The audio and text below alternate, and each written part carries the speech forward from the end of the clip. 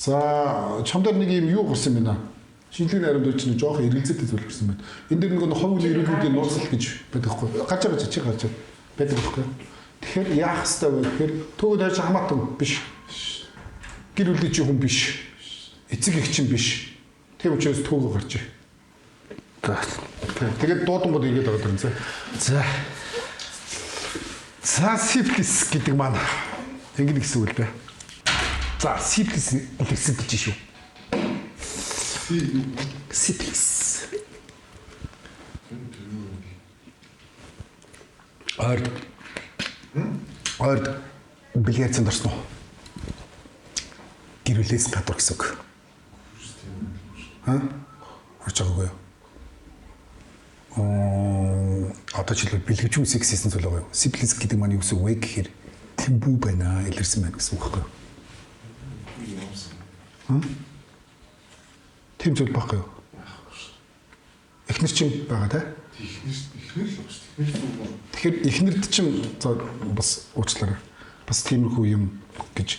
За болохгүй шүү дээ энийг юу юу? Хоёулаа дахиад лавшруулаад дахиад цааш нь өгье төхөө.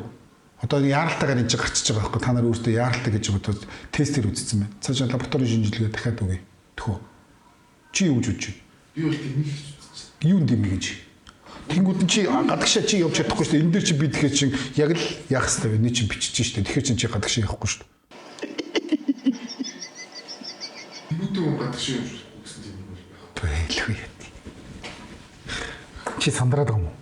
Урд нь тусч ийсэн юм аа? Эсвэл урд нь тусч ийсэн учраас шинжилгээдээ гад ирдэг байна. Юунаас Урд нь тусч ийсэн энэ угаасаа шууд ингээд байнгын байж байгаа байхгүй юу? Эрэгтэй хүний тусан дээр.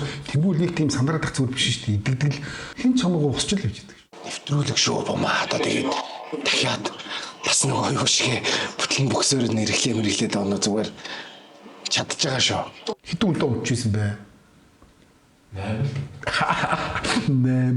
эрэгтэй хүн дунджаар жилд амьдрах хугацаанд 200 гарна гэсэн чи чинь хэднэстэй лээ? би ч яг нэг христчэн байсан. Тэгэхээр бас ундаж удахгүй. Христчэн байсан. Христчэн байсан болохоор 24-т хүртэл хүнтэй унтаагүй гэж солиороод байна шүү дээ.